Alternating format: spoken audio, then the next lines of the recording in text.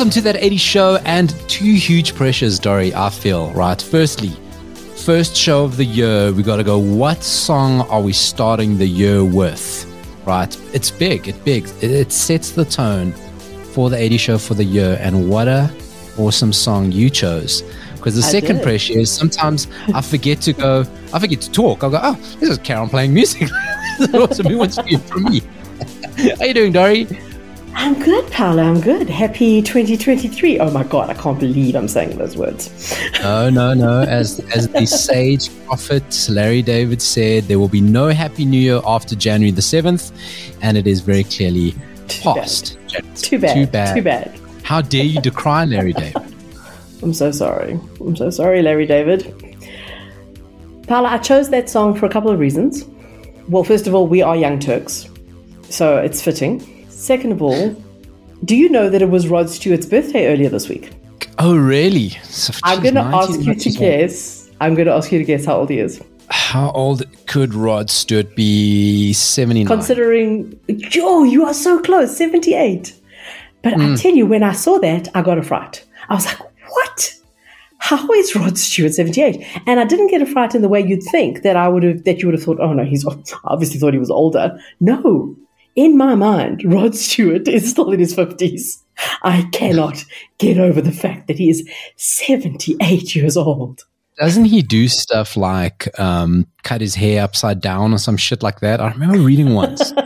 It's like he like hung upside down while they cut his hair. Like I remember him, but of course, Rod Stewart is an old lush who loves to have a laugh. So I'm sure it's a lot of bullshit story. Have I ever shared that thing with you where Rod Stewart was doing so like for soccer cups? They do a draw, right? So they put all the balls in little bowls, and then you pick two balls out, and each ball's got a number, and that represents a team. And they get celebrities on sometimes to do these draws.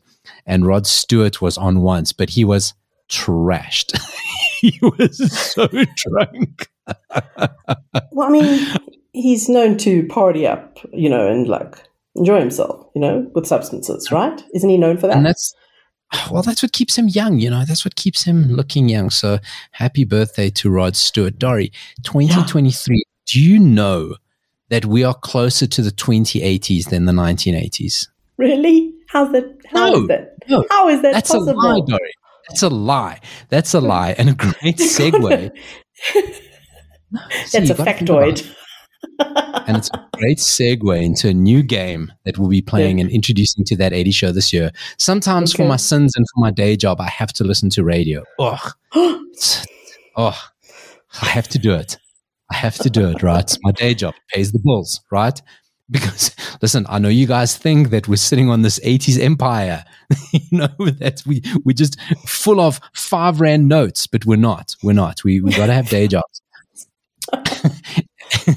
And I heard something. They had this game called Two Truths and a Lie. A classic game. You probably played it at a party, and I thought, so I've got a game called 2 80s Truths and a Lie. Then when you're playing later, and it is what it is, I'm going to give you 3 factoids. 2 are true, 1 is a lie, and you have to identify the lie. 2 are facts and 1 is a factoid. Exactly. Factoids are by their nature not true. No, and one thing we love more than facts are factoids on the show. So it may become 3 factoids and no facts. That's how we roll. Dori. Yes. I discovered something new. I shared with you and Barrett, but you guys have not been able to experience it yet because you do not have an Apple subscription. No, we're poor, as we've just established. But yes, your favorite. We've said before, if you want free subscriptions to Apple, just buy yourself a new Apple product every 3 months. Yes, again, going back to that money thing, that annoying money thing. Free Apple. Just buy yourself a 40,000 rand phone every 3 months. Yeah, that's all. It's easy. It's very easy. Right. So I've discovered something on Apple Music, right, called Huey's 80s Radio, hosted by Huey Lewis. Of Huey Lewis in the News. I was actually going to ask you, what's Huey Lewis's surname? Of course it's Huey. Well, no. That's so funny that you said that. Because, let me quickly interrupt you. It's so funny that you said that.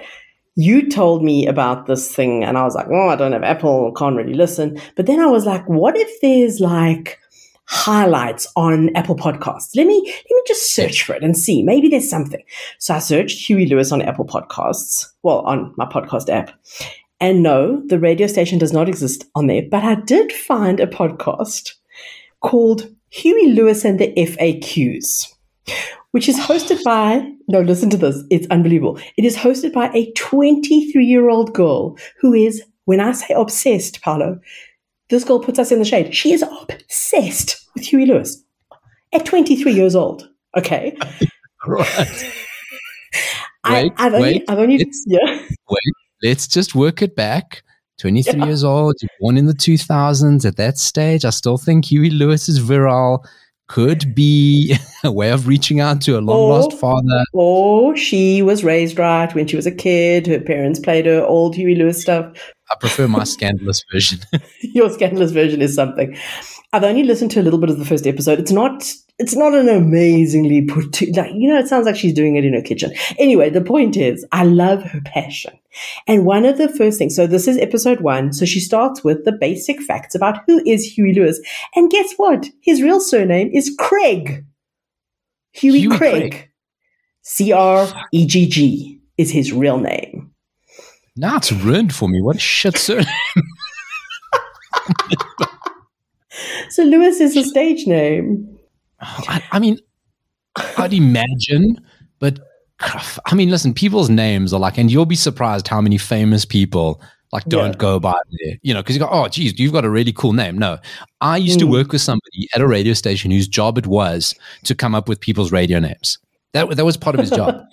Okay. When new people came in and they sent demo tapes, his job was to help them come up with a radio name. Like that was his job. So you'll be surprised how many people go by stage names. Fine, no problem.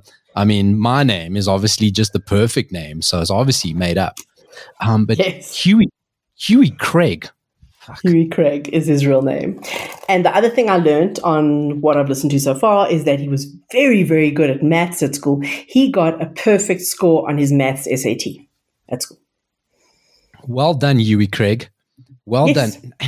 Dori, I got to be honest with you. That's way better than my fucking facts for 280s.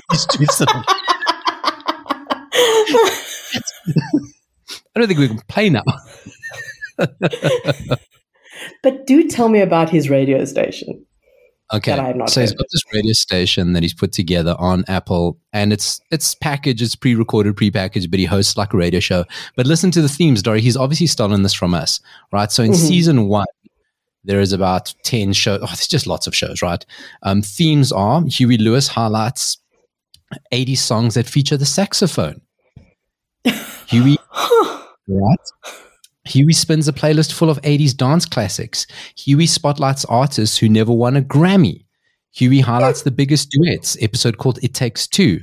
Let's go to the movies. Huey Lewis plays the biggest soundtrack singles of the 80s. Stuck with You, Huey plays the ultimate wedding songs. I Can't Drive, the playlist of driving songs, Dori. Alternate songs you forgot. One hit wonders. Okay, so...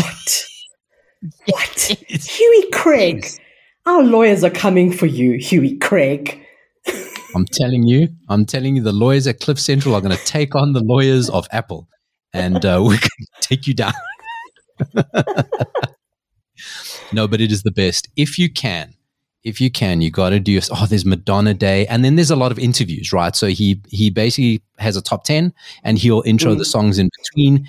Every playlist somehow works in a Huey Lewis and the News song. Okay, funny that. And he makes the same crack every time. Oh, a song that I know all the words to, a song that I've been thinking about for years. One of my favorites. Always makes a cheesy crack. And then he also has got a lot of interviews. But it is my favorite new radio station on Apple. If you have Apple, give you a chance. It does say something here because I'm on a different device. It says try it for free. So you can have 1 month free, then $11 a month. So make sure you cancel that shit. That's a lot of money. Yeah. But you get 1 month. Oh, God. That is a lot. Sorry, 1 month free and binge it. Binge it because there are maybe about 30 episodes. I just keep it playing in the background. But it's not ongoing. It's over. No, it's season 1 and 2, of which they've got episodes. I think it's all pre-recorded, and it doesn't sound recent. It's like kind of, yeah. So it's all pre-recorded, and the magic of Apple, they got music rights, so they can talk and have pre-recorded music and do all that stuff. So that, do yourself a favor. It's called Huey's 80s Radio. We'll put a link on that 80 Show Facebook page, because obviously people might never have heard of Apple. So we just want to help them. this little venture. A little venture I do want to talk about. So our very good friend Neil Johnson posted this up in December, and we haven't had a show since then. There's something, Dori. Now listen, we all got caught up in Bitcoin. Oh God, my God, did we get caught up in Bitcoin? Okay. Right.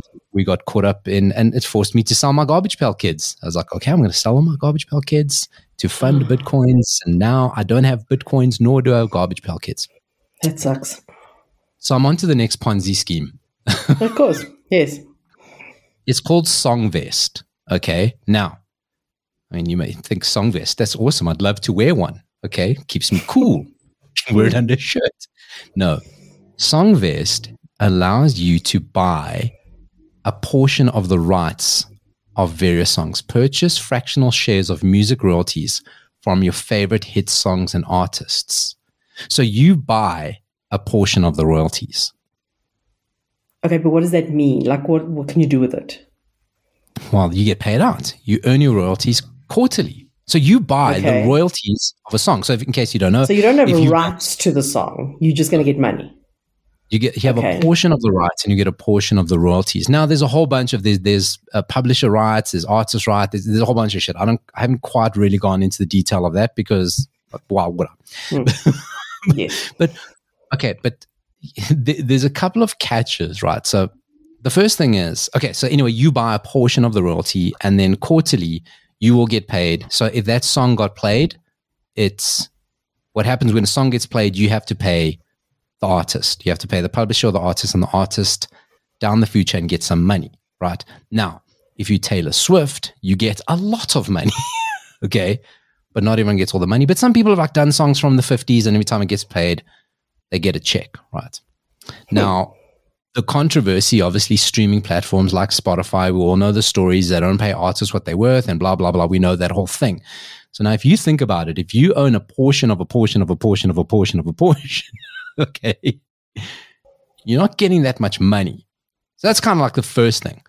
The second thing, it says your favorite hit songs and artists. Okay. Right. Let me quickly Google Wham.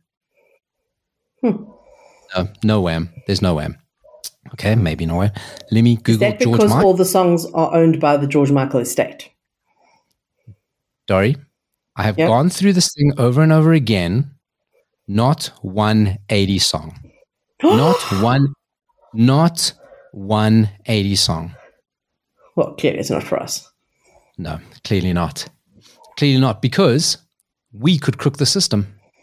We could buy the royalties in a particular 80 song and only ever play that song, therefore getting back our own investment. It's insider trading, Dori. Have I just blown Songvest wide open? You Charlie Sheen, you. I'm fucking Wall Street. I'm Richard Gekko here. I'm going to say Richard Gekko. I'm getting confused. Richard Gekko here. Is it Richard Gekko? It's someone Gekko. Gordon Gekko. Gordon Gekko. I'm Gordon Gekko. So that's it. So if I find one 80 song here, you better know that you are hearing that 80 song twice. We normally play 2 songs a show. You're getting that song twice a week. We'll pay the royalties and get them back to us. That is some Wall Street shit, Dori. Well, it's some shit, that's for sure. Yes, moving on. And then we move on to stay in the same ballpark about this dickhead couple who raise £50,000 to buy the rights to Last Christmas so they never have to hear it again. I got sent the story so many times. Did you hear about this? No. I got sent this so many times, right? They intend to have the master tape shipped to a nuclear waste site where it'll rest for at least 2 million years. That's these people. Okay. So it's Hannah Mazzetti. Said her and her husband, they hate Last Christmas. They hate it, right? Oh, boo-hoo. Yes. Yeah, shame.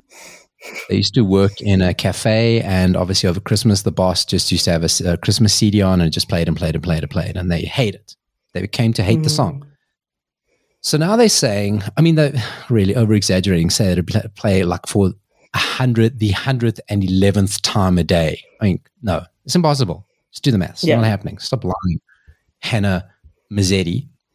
So her and her husband, Thomas, they want to buy the song. They want to buy the rights to Last Christmas so that they own it. They'll strip it off everywhere and they will destroy the masters. They've claim to have raised, because they've done a GoFundMe, and everyone knows GoFundMe, no one pays the money. Okay. They say they've raised £51,000 so far. Okay. And now they want to buy Last Christmas. Do you know how much money they'd have to pay to get Last Christmas? How much? 15 to 20 million pounds estimate, if it was even up for sale. Okay, so you need call it 20 million pounds if you want to buy. They've got 51,000 pounds. They've raised 51,000 pounds. Okay. I think this proves something, Paulo. People are idiots. No, this shows that there are way more fans of Last Christmas than haters. That's true. That is very true, Dori. Now, what I want to know, which they don't say, is, of course, they've missed their target. They're never going to get it. Who's ever going to sell that song? It also leads me to going... Andrew Ridgely will stop this. He will stop it happening. He will destroy Hannah Mazzetti. He's eyeing out a hit on Hannah Mazzetti now. Okay. Leads me to a question. You get all these like super rich, like venture capitalists or Arabian, like Middle Eastern princes and things like that who are buying soccer clubs. I was like, guys, buy Last Christmas for me and give it to me. You know what I mean? I would hate to think what you would do with Last Christmas. Dori, I would get those masters and I would master, it ends with master tapes. You do the math. Dude. But really, what could we do? What could we do? I mean, we could put it in. Do you know what I'd do? So if somebody gave it to me and said, right, this is yours, I'd say, you know what? Everyone plays the song for free. For free forever. It's my gift to the world. I don't even want the royalties because, like, I assume a Saudi prince is now giving it to me. I don't even want the money. Let everyone have this. Preserve it. Put it in that ice vault. Remember we spoke a few months ago about that ice vault where they're preserving all the music? Put it there. Yeah, put it there. So, Hannah Mazzetti, what are you doing with the £50,000 though? If you ever get it. I mean, theoretically, you're probably going to get 500 of it. Yeah, with that money, Hannah Mazzetti? What's sad people? We don't need to talk about them anymore. They're just sad. So anyway, that's a lot of music rights chat, Dori. And I think we're, what's a responsible music commentary show we are? Dori, one of the top 1,000 music commentary shows in the world, according to the latest podcast download. So this is why. Where else are you going to hear about crashing the music rights stock exchange? Oh God, Songbest, what a scam that is. They do auctions. No. Yeah, so they put up auctions. There's Kelly Clarkson in there. I see Gwen Stefani. So I wonder if people have made money, actually. It would be interesting to know if people have made money with it. I'll tell you, like all good pyramid schemes, there's someone at the top making money. Yes. Everybody else is not making money. But listen, we'll keep an eye on it. If the first 80 song that gets in there, we're buying all the rights, playing it, getting our money back. It's a genius system. I cannot find a hole in it. I cannot find a flaw. Cannot find a flaw. All right. Well, Dori, before we get into movies, what movies? I just want to remind you of something quickly. Do you remember this? You spoke about this TV show a little while ago. There's a voice that keeps on calling. Remember that? Dude. There are certain, all all of the 80s is nostalgic for me, mostly in a positive way. There is some negative stuff like brass. But, I mean, there are certain things that are beyond nostalgic where they actually create a pain in my heart. Oh, and wow. that song is one of those things. It Really? really is. Yeah, it like makes me beyond nostalgic, like melancholically nostalgic. Yes. That theme song. That theme for song. that time. Man.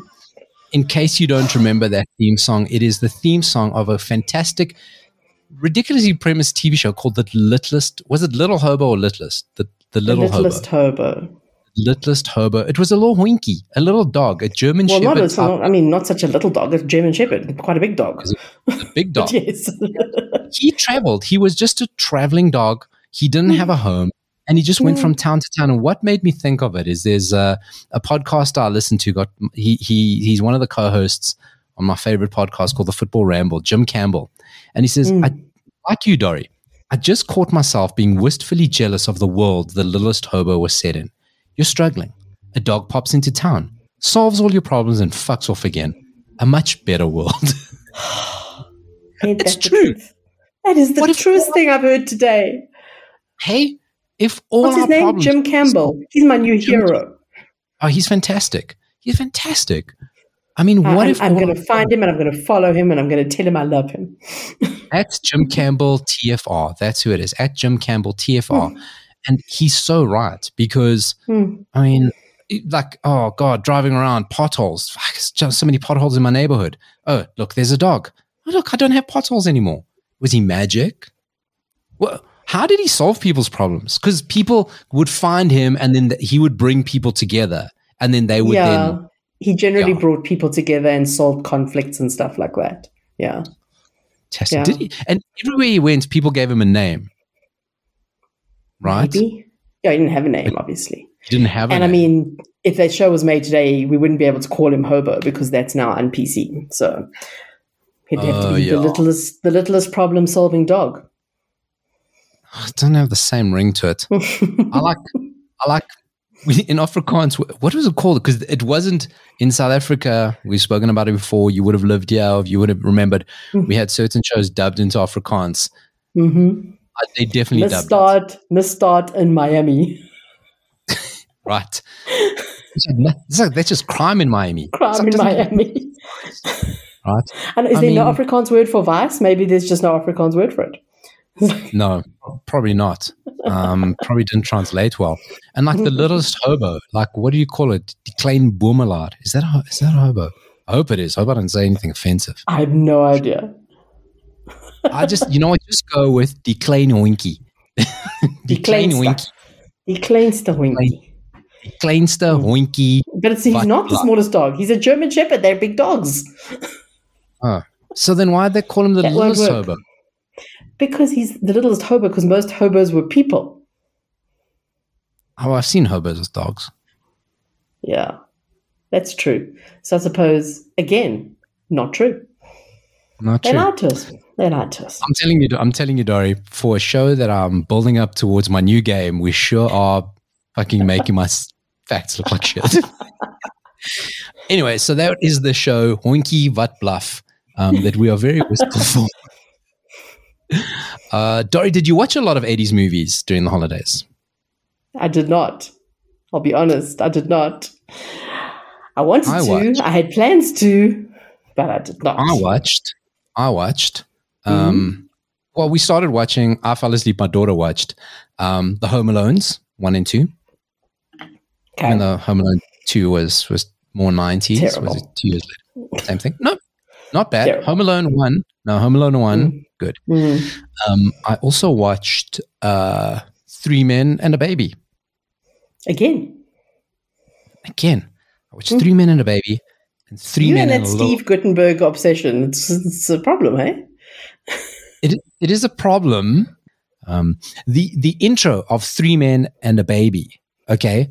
It's like 10 minutes long because it's kind of a montage of their lives because now it's introducing each one of them and you get to learn their personalities. And Steve Guttenberg was an artist. Right, so I he's remember like that, he's drawing the scene and accompanied by Gloria Estefan's Bad Boys. Bad. That's great song. Good song. Fantastic start. Fantastic start to the movie. But that's one. So I watched those, and I also found A-Teams. I found A-Teams on YouTube, which was fun. Really? Yeah. Yes. What, 4 episodes? There was. I watched the one. I watched about 4 or 5. I watched the Boy George one. I watched the one with Boy George. I want to watch that one. Okay. I sorted that one out. So that was pretty good. And just by the way, Afrikaans for hobo is Boermelaar. So thank you, Thank you, Mr. Claassen. Thank you for the part of your brain that just kept that in from school. Movie time, Dori. Yes, movie time, Paulo. I have such a good movie, which I don't think I've done before. It's not on the list, but that doesn't mean I haven't done it before. And I don't know if you know this movie. There was a recent reference to it on my Facebook page, and I thought, And then you actually liked the reference to it, and then I was like, do you know it, or are you just being polite? Because I can't imagine that this would be a movie that you would have seen. But possibly. Oh. And the reason I say I don't imagine it's a movie you would have seen is because it has been described by the BBC as one of Britain's biggest cult films. One of Britain's biggest cult films. Okay. Yes. It is also, I'm going to tell you the accolades that it has received before I tell you what it is. In 2000, readers of Total Film voted it the 3rd greatest comedy film of all time.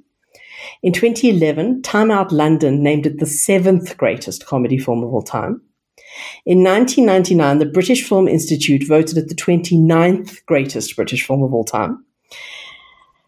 A 2009 poll by The Guardian, by film critics and filmmakers about the best British films of the last 25 years, voted it in 2nd place. And in 2017, it was ranked the 15th best British film ever in a poll of 150 actors, directors, writers, producers, and critics for Time Out magazine. Okay. That's a lot of good polling there. Were they WhatsApp polls, by the way? People are sending me those. People sending you WhatsApp polls. I don't know. I mean, 2017, probably not, right? I mean, these were quite a few years ago. Okay. This movie, I've spoken before about going to that little cult cinema in Hillbrow in my student days in the early 90s. And that is where I first saw this film. I had heard of it, but never seen it. And my more cultured friends who I'd met at university dragged me along to watch it. And I loved it. I have since watched it maybe 4 or 5 times. I rewatched it again last night and still love it. I can safely say, even though parts of it are definitely not PC anymore, it is still a great film. It has stood the test of time in many ways, except for, it would offend some people these days. But, well, there's the 80s for you. This film has links to 2 Beatles. It was produced by George Harrison, and Ringo Starr is credited as a special production consultant under his real name, which is Richard Starkey. In fact, when the credits start rolling, his name is almost right, I think, either right at the top or almost near the top of the credits. And that is Ringo Starr. All right. Paulo, I'm talking about a little film called With Nail and I. Never heard of it. So I recently did a Facebook post about my recent holiday, and one of my friends in the comments went, "Did you go on holiday by mistake?" Which is one of the famous lines from this movie. And then I replied with a GIF from the movie, which you then liked, which made me think, are you just liking the GIF because it's a good GIF, or are you getting the context of this? Because only true With Nail and I fans know the quotes. And I didn't put you in that bucket, I'll be honest. Not because you're uncultured, but because you're uncultured. No, well, quite right. I mean, I'm not in that bucket. I'm just a fan of clever GIF work. Relevant, good GIFs. Yes. So I'm more a GIF fan than a known 80s British movies fan. This is a classic British film. It's actually based on an unpublished novel that the writer and director of the film wrote. It's based on his real life, not 100%, but, inspired by his real life. Set in 1969. And again, we're talking about the end of a really important decade where people are in a little bit of a crisis. Remember we were speaking about the mods when I did, what was the name of that movie? The one with Toya and Sting. Yeah. You know the one I'm talking about. Yes. And that was also like the change of era as they went into from the late 70s into the 80s. And I mean, honestly, for me, the 80s will always be the best, but I do acknowledge that the 60s were a very important decade in terms of culture. I mean, from the 50s to the 60s is worlds apart. Life changed dramatically in that time. It is really, really funny, but also quite deep and sometimes quite sad as well. It's very British. It's probably the most British thing you'll ever watch. And it's so interesting that like watching it now versus when I watched it in my early 20s, I definitely experience it quite differently. I'm not going to go too much into detail about the story is quite basic. It's these two very, very struggling actors who are living in London. They're really struggling for work. They're complete alcoholics, like most people in the UK. And they decide that they need to get out of London and have a little bit of a holiday. And the one has got an uncle who has a cottage in the countryside, and they manage to convince him to let them go and stay in his cottage. And let's just say shenanigans ensue because they are completely unprepared. They get there. It's pouring with rain. There's no wood to light it's clearly freezing cold. There's no wood to like make the fire in the cottage. They are freezing. They have no food. Everybody in the countryside is totally unfriendly and unwilling to help them. So that's like the funny part of the story. But then there's also an underlying story, message, feeling, whatever you want to put it about, like the struggle that people go through, I guess you could call it. And also, like I said, was based on this guy's life. And in fact, I read that in the original book, the one character actually dies by suicide in the book, but he changed that for the movie because it was like, I think it would have been just a little bit too hectic because essentially this is still called a black comedy. It is a black comedy. It is a dark comedy. And it's mostly funny. It's mostly quite light and entertaining. It stars Richard E. Grant as Withnail. I love Richard E. Grant. I met him when he was here once, and it was a real treat. And he's amazing. And it's so cool because I was reading up about it. He was not the first choice for the role. The director actually wanted Daniel Day-Lewis or Bill Nighy or Kenneth Branagh ahead of him. But if you've watched this movie, you will see that nobody but Richard E. Grant could play this role. He is so perfect for it. So I'm really glad that it turned out the way it is. It also stars Richard Griffiths as Uncle Monty, the guy who owns the cottage. Now, you'll know Richard Griffiths as Uncle Vernon from the Harry Potter films. So you'll recognize him if you've watched the Harry Potter films. My favorite character is hardly in the movie at all, but he is hilarious. He is their drug dealer. His name is Danny. And he is just insane. So I've actually sent you a link to a clip where Danny is speaking, and he's got this amazing conspiracy theory, which it kind of gives you an idea of the kind of craziness that this film is, if you want to click on that. Now, Danny looks like any stereotypical drug dealer.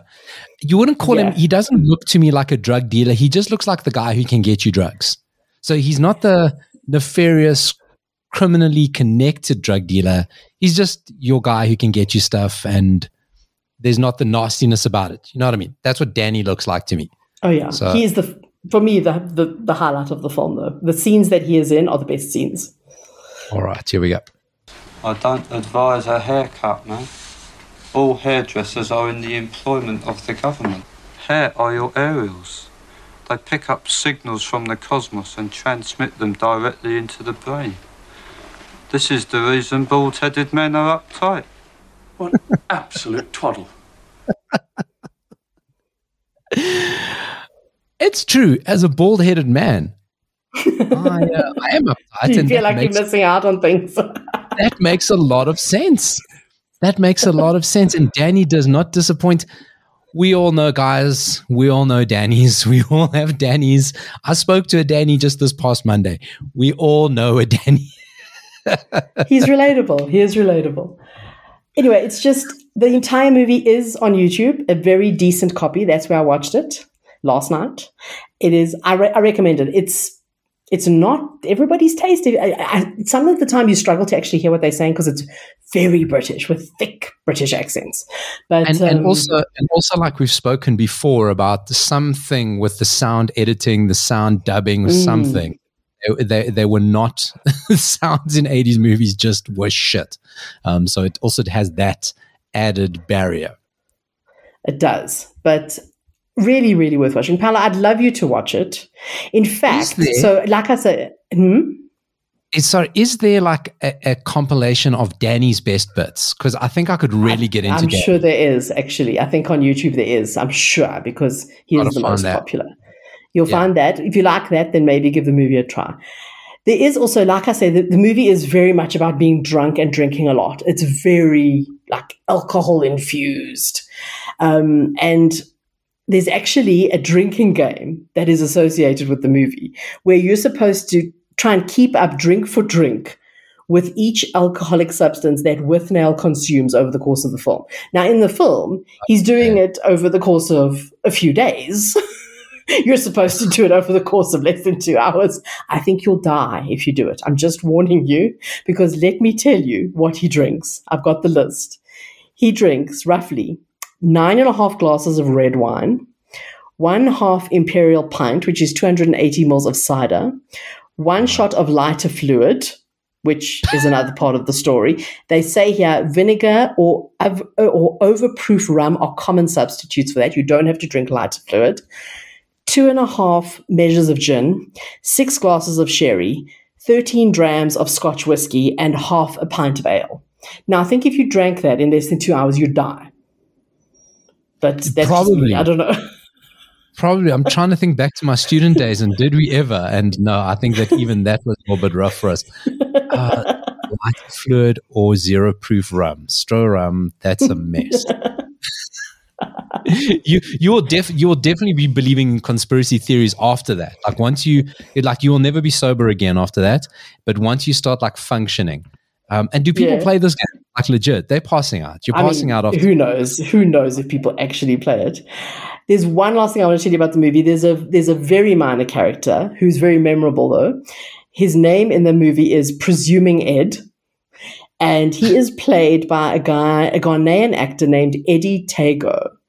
And the reason I want to mention him is because after the movie, he did a bit of acting, not a huge amount. He mostly acted in the 1970s, a little bit in the 80s. And then he actually became a very successful reflexologist, and he was recruited to serve as the team reflexologist for Newcastle United. See, that's the sort of thing that gets me. I thank you for that. I knew you'd like that. I knew you'd like that. Oh, I see. Factoids. Once again, a factoid way fucking better than any of mine for my game coming up soon. I'm full of them today. Oh boy, Withnail and it took me a while to figure out that Withnail was the character's name. I was like, Withnail? What are you talking about? I know. And it's based, the person who it was based on, his name was Withnail, as in ALL. But obviously, nail sounds much funnier. Yes, it does. Great movie. Beatles, funded by the Beatles. And we can all get on board with that. Dori, I have a movie that very holiday-ish, right? Holiday, escaping, thinking of tropical islands. A movie that, here's a review of it. It's set at a low-cost resort, right? So the cast is ridiculous. The cast is stellar. Everyone involved in it. And you kind of go, why was this movie actually not memorable and so bad, really, with all the people involved? It's the main character. He's a fireman. He has to retire, and he takes his pension and he buys a little bar-type resort place on a Jamaican island. Well, it's not Jamaica. It's this fictional Caribbean island. and he has a little resort, right? And it's the shenanigans of the people at this resort. And in it, there's some plots by a corrupt politician and a land developer. Now they're going to destroy the island and build this like super complex resort for rich people only, and all the people who live on the island will be forced to work there. And it's about all the shenanigans between all the guests and the residents of the island of now how they overcome these bad guys, right? So it's set on a tropical island, beautiful. One of the activities at the resort, it's such an 80s activity, they do not do it anymore, is windsurfing. Why do people not windsurf anymore? It like seemed to only happen in the 80s, and then now no one does it. I haven't seen anyone doing it for decades. You're correct. No, I mean, not that I'm ever in that kind of a place, but you know. No, but I mean, used to see it on screen. Yeah, people are like always doing. Oh, we're boogie boarding. Oh, we're canoeing. Like no one's windsurfing, right? Paddle. People are doing paddle, stand-up paddle. Oh no, they're not related, but they got the same name. But no windsurfing. People just aren't windsurfing anymore. Did they get banned? I mean, was windsurfing solely funded by Peter Stuyvesant ads? Because that's I was about to say, right? That's where I used to see it most, was in Peter Stuyvesant ads. I say, guys, they stopped making the ads. Did we maybe miss like a tragic windsurfing incident that maybe got people to just go, no, that's not for me? Maybe we missed something. Right. Okay. Anyway, they windsurf a lot on this island. The review that I'm going to read you is going to be super surprising when I then list the cast. Okay. So it says, this movie has the charm of a not great picnic, an outing that has genial moments, but finally it goes on too long and simply peters out when the mosquitoes arrive. Okay. Here's the cast. It's written and directed by Harold Ramis. Okay. I mean, yes. Caddyshack, National Lampoon's Ghostbusters. It stars Eugene Levy and Rick Moranis. Okay. Right? They play two guys called swingers. Okay. I mean, they're not class. They don't swing together. They're just two young guys come to the island because they want to score weed and girls. It stars Peter O'Toole. Peter O'Toole, big name actor. Yes. Love interest played by Twiggy. Remember her? The model. Yes, of course. Of course. I mean, Twiggy was so huge in the 70s, and then by the 80s she turned 30, and no one's got any use for a 30-year-old model. But anyway, she pops up in this. That. Yes. No, but you know what, Dori? It's so funny reading the reviews back on this, right? When I went back, they go, the veteran actress Twiggy looking much more beautiful in her older days. Just 30. She's like 30 when they did this movie. She wasn't even ridiculous. 30. She wasn't even 30 when they did this movie. She's like 28. And the main actor was supposed to be Bill Murray. And when you watch it, you go, it's more Bill Murray than it is the main actor, Robin Williams. Right? Okay. And that is a hell of a cast. Eddie Grant. Yeah, and I'm thinking, I still don't know what movie you're talking about. So not Eddie Grant, Jimmy Cliff. Jimmy Cliff, reggae singer. So I'm getting my reggae singers mixed up. Jimmy Cliff's in it. The movie is called Club Paradise. Jeez, I don't think I've ever seen it. No, have you ever heard of it? Maybe.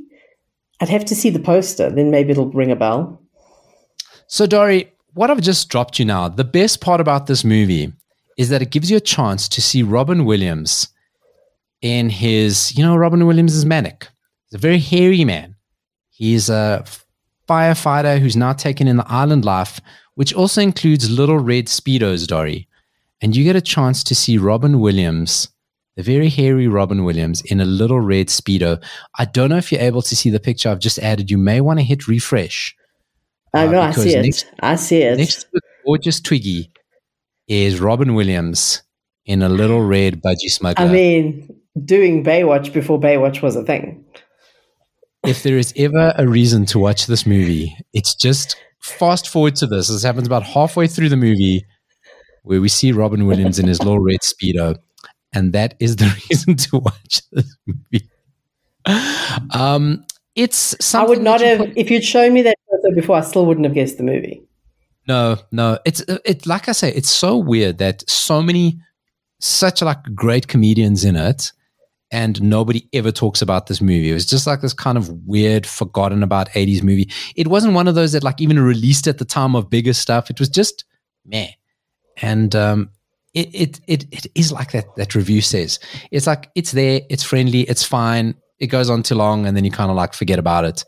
There are like a couple, like any 80s movies, lots of shenanigans.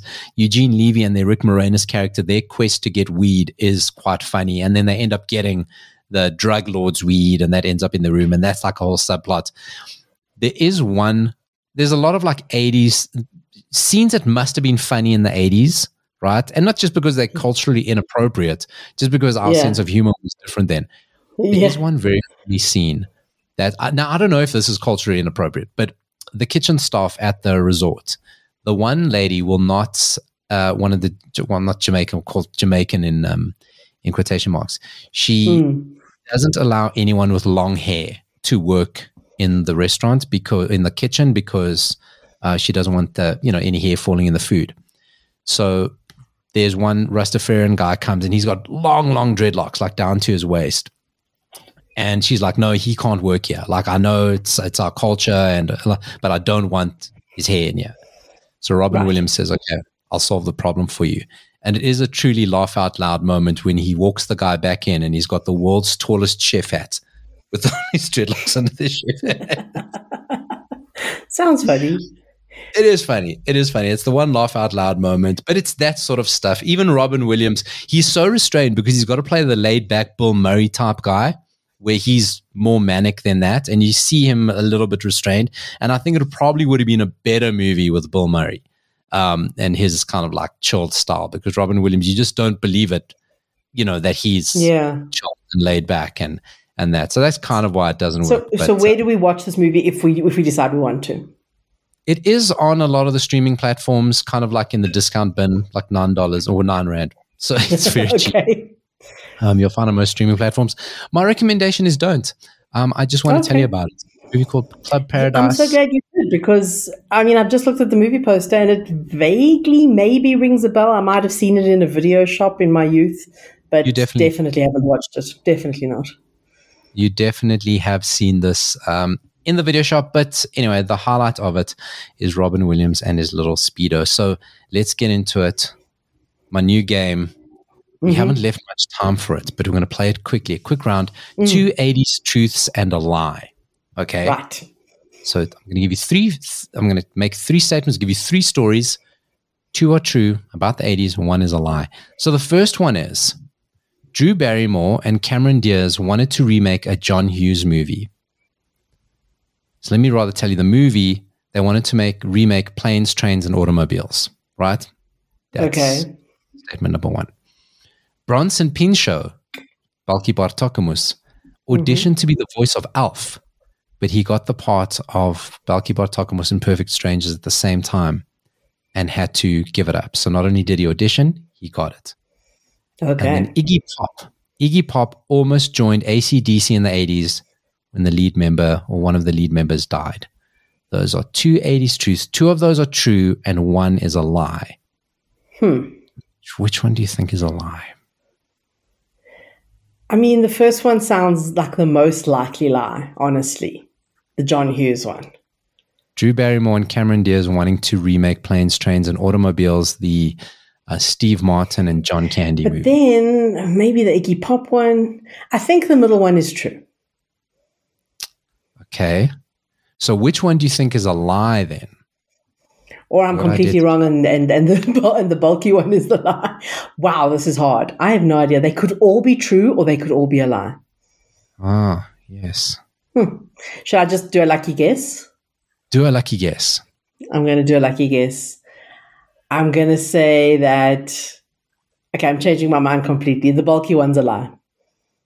Well done, Dori. First victory of the first new game, 2 80s truths and a lie. And you win that round. Bronson Pinchot, that was no way involved with Alf.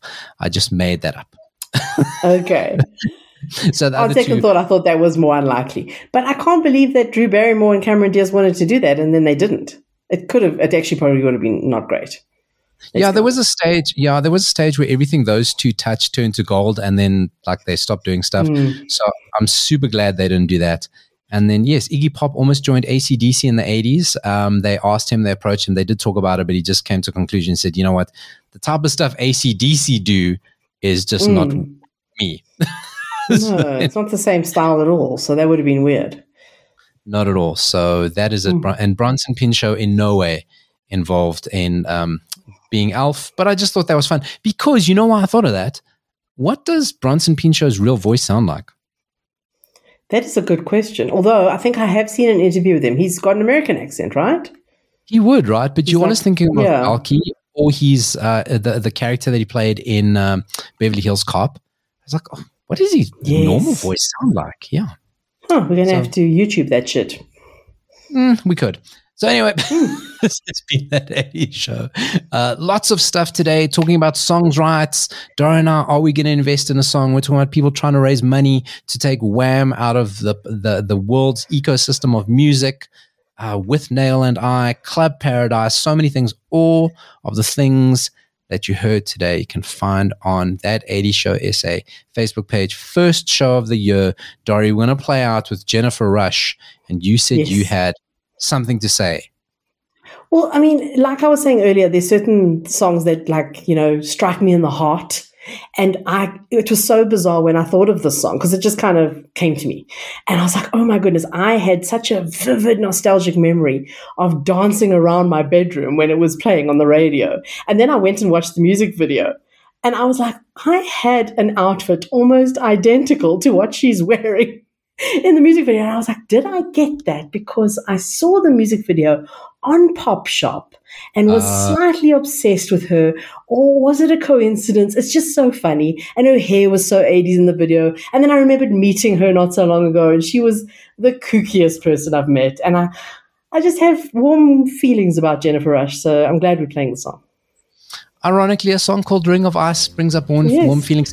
And also, fun fact, one of the first ever songs we played on our earlier shows. I don't know if you remember that. Really? I don't remember. It was one of the first, it was one of like the first ever songs that we ever played back on That 80s Show back many, many years ago. Thanks for joining me, Dori. Goodbye. Bye.